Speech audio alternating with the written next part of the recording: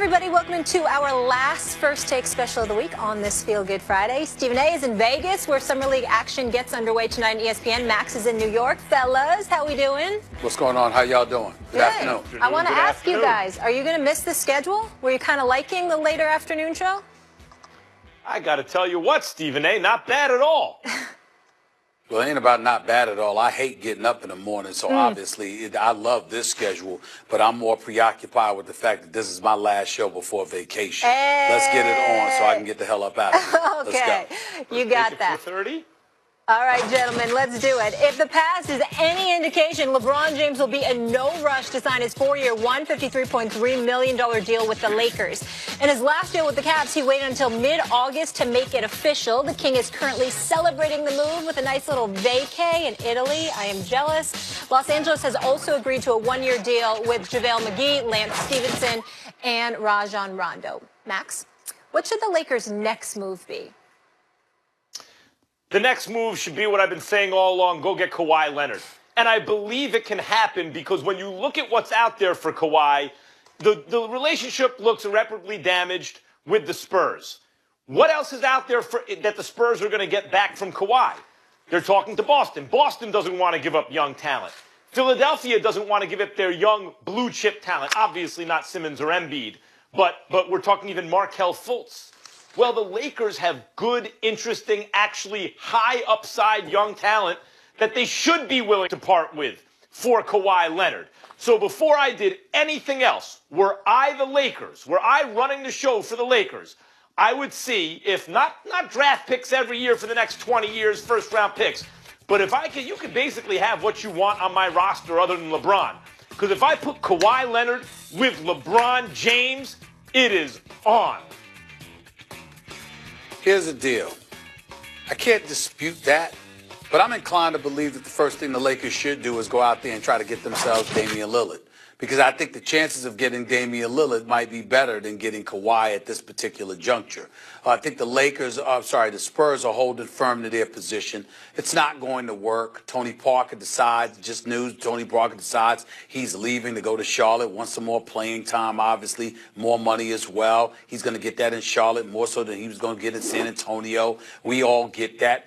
But you also have to remember, let's not think for 1 second that after Tony Parker led a team revolt, basically confronting Kawhi Leonard to ask him about the legitimacy of his injury and whether or not he was going to come back to play last season, that was still something that Kawhi Leonard was personally offended by. You got Steven Jackson for the San Antonio Spurs swearing up and down that never would have happened without Greg Popovich's okay. So we all know that Kawhi Leonard wants out of San Antonio, not to mention the fact that he's tired of the Riverwalk. He wants to get back home to L.A. We all know that he wants to get out, but that doesn't mean that the San Antonio Spurs are going to capitulate. I'd say make the call for Damian Lillard for 2 reasons. Number one, you might have a legitimate shot at getting him because GM Neil O'Shea might want to wheel and deal in Portland. That's number one. You have the requisite parts that Portland would likely be attracted to. But number two, and more importantly, it puts the Spurs up on their heels, recognizing that if the Lakers back out and they try to make a deal for somebody else and they're hell-bent on waiting until Kawhi Leonard's a free agent next summer, then that might serve to further dissipate and erode whatever leverage the San Antonio Spurs believe that they have. So if you're the Los Angeles Lakers, you could play that game and it could work for you twofold. I'd say I'd consider calling Damian Lillard, about Damian Lillard first. That's what I would do. Let me just add real quick. Damian Lillard did backtrack on wanting to go to the Lakers, guys. He tweeted, "Blazers for life, my guy," and also everything's a stretch when people asked about him going to the Lakers. So he just put those out. Well, let me say this in response to that. Obviously, that's his position. As I reported yesterday, the Portland Trail Blazers, that's where he would like to stay. Damian Lillard will not ask for a trade. He certainly has never been of the mindset that I don't love Portland. In Portland, he's the face of the Pacific Northwest because they no longer have a team in Seattle. So he's raking in over $27 million in salary and then about an additional 15 to 22 more an endorsement deal. So when you look at it from that perspective, he's bringing in over $45 million annually. He recognizes that. The problem is he also wants to win. And Portland's not going to get better unless they get rid of CJ or Damian Lillard, because those are the only two with tradable value. So as a result, where do you go from there? It's the Lakers or New York. That's what I was told he wanted. That's what I stand by. I also heard this yesterday, by the way. He would actually prefer to be in New York than L.A. It's just that New York doesn't have the requisite parts to offer Portland in order to get him. But if he had his druthers and all things were equal, meaning that there was a deal on the table that Portland had the choice of picking from, and both of them was of equal value, and Damian Lillard could pick New York or L.A., he would actually pick New York because he's not inclined to want to be a part of that circus that's going to exist in Los Angeles. But those are his two choices, the Lakers or the Knicks, if things can't improve in Portland. Look at the Lakers, what they had, what would be 4 of their starting 5 this upcoming season had they not signed LeBron James, by the way, or Rondo or anyone. Lonzo Ball at the point, Hart at the 2, Ingram at the 3, Kuzma at the 4. So these precious assets everyone's clinging to, what does that sound like? Even if those guys were all in their primes right now, that's a really nice team. I don't know about a championship team if they were all in their primes, but they're not. And we don't know what they're all going to be. So I'm telling you right now, if you just started me with nothing but Kawhi and LeBron, I like my chances. That's the guy I'm moving on. Here's the other thing. I'm not going to pretend Rondo is Damian Lillard at this point. I understand. Lillard, especially in the modern game, the way he can shoot the 3, run the pick and roll, I get it. But who played better in the playoffs last year, Lillard or Rondo? Who would you rather have, by the way, mentoring these guys? Lillard's great, love Lillard, but they got a point guard in Rondo. They already have that guy to go with LeBron. Now imagine sliding Kawhi in there. And even if you had to give up Kuzma, Stephen A., let's say you still have Josh Hart. So 4 of your starting 5 is Rondo at the point. You got a guy who can shoot and defend at the 2 who's young and improving. Kawhi and LeBron. All of a sudden, you're kind of met now. You don't have the bench. You're not there yet. They have to play together. I get it. But on paper, you're kind of matching up at 4 positions with anybody in basketball, including the Warriors. You ain't going to beat the Warriors yet, but boy, you're already knocking on the door. The first thing I do is try to get Kawhi Leonard, and I'm trying to do it right now. All right, let me get to a guy that's trending on Twitter right now, guys. Carmelo Anthony. His days in Oklahoma City officially numbered. That, according to our Adrian Wojnarowski and Royce Young. The Thunder are working with Melo's camp to trade him, use the stretch provision on him, or utilize a combination of the stretch provision and a buyout. That move would save them $100 million. Stephen A., what are you hearing about his future? Well, obviously that, he's not going to be in Oklahoma City. And initially, myself included, along with a bevy of others, were under the impression that L.A., here he comes. Simply because LeBron is there, simply because he has a home in L.A. and he's had one for several years or what have you. And then I was reminded before my radio show on ESPN started by somebody very close to him, Houston would have the edge even over L.A. First of all, as close as he is with LeBron, he's closer with CP3, number one. Number 2, there was a relationship that was already cultivated there when he wanted to end up there last year because he thought he was going to Houston. It's just that Houston couldn't get the New York Knicks to take Ryan Anderson's 3 years, $60 million contract left on the table. That's what it was worth on his contract. They couldn't get the Knicks to bite on that. That's why that deal never happened. Otherwise, Melo would have been in Houston last year. He also cares about his money. There's no state income tax in the state of Texas. Houston is in the state of Texas. So all of those things contribute. And at the end of the day, when you see what they did without him, that they went to the conference finals of Game 7, when you recognize the fact that there's no longer a Trevor Ariza there, who because of CP's 4-year, $160 million commitment to Houston, combined with Clint Capella's scheduled to get an exorbitant amount of dollars as well, they had to let go of Trevor Ariza. He signs a 1-year, $15 million deal with Phoenix. As a result, it opens up a slot at the small forward spot, which was the original position Melo starred in before OKC asked him to transition to the 4 position didn't work, which did not work out for him. So you take all of those things into consideration. The only hiccup potentially would be Mike D'Antoni, who once coached Melo in New York, who really didn't want Melo.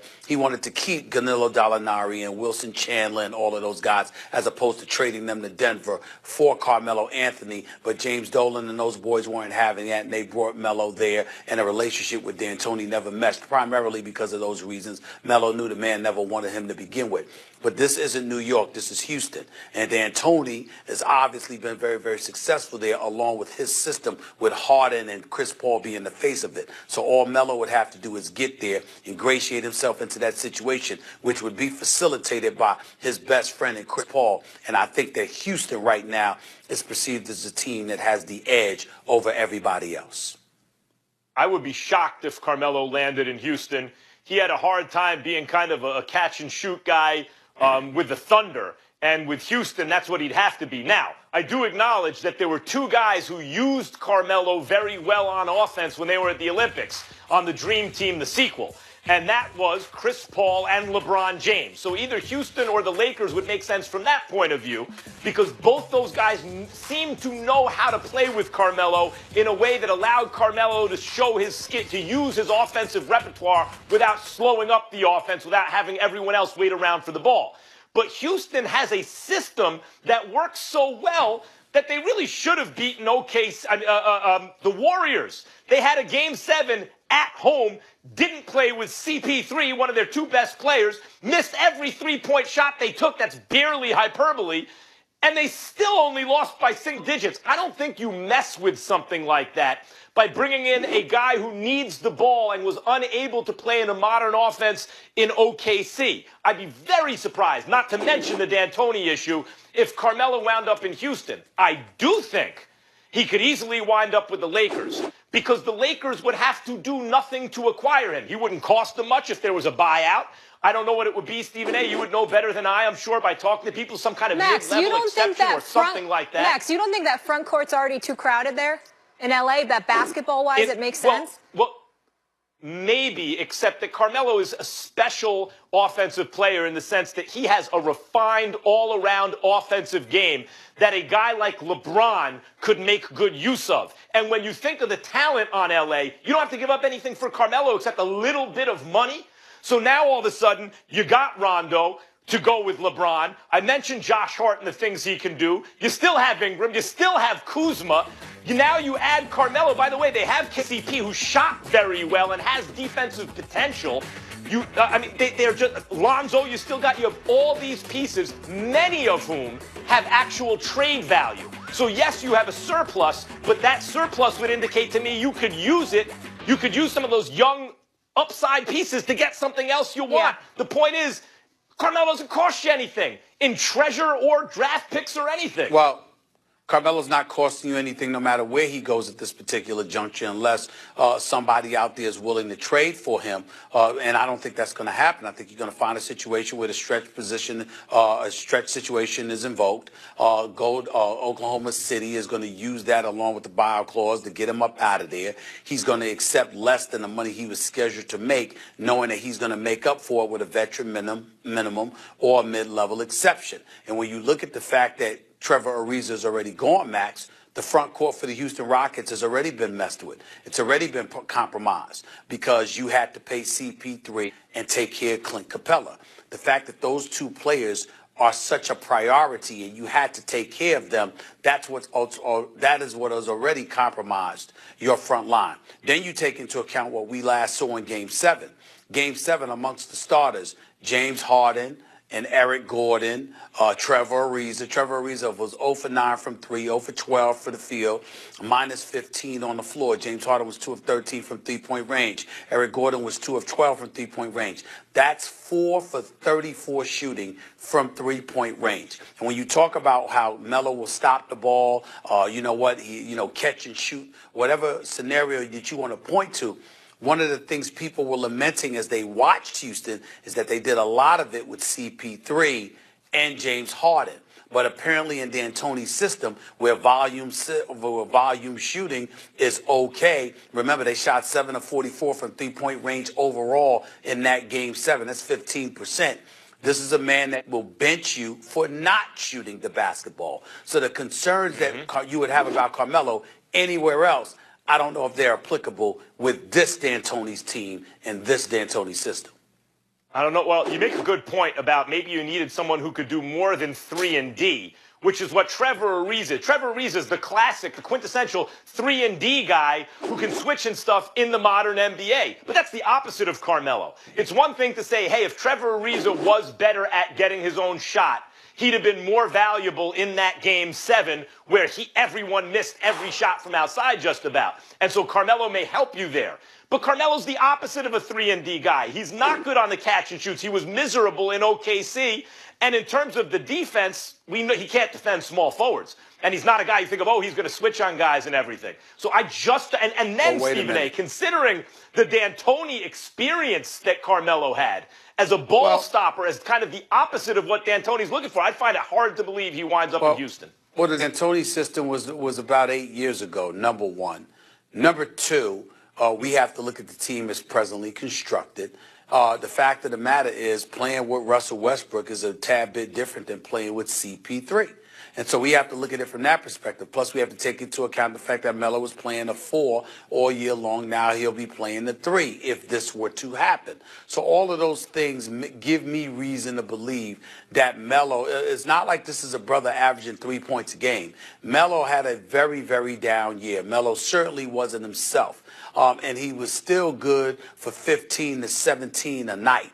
We got to remember that this is a career 24-point-per-game scorer who can hit the shot from three-point range, who can score off the dribble, who can do things the P.J. Tuckers and the Trevor Arizas of the world simply can't do offensively. I don't think we get to ignore that. Yeah.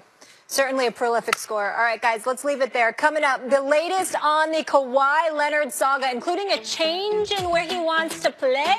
We'll debate that next on First Take. Stay here.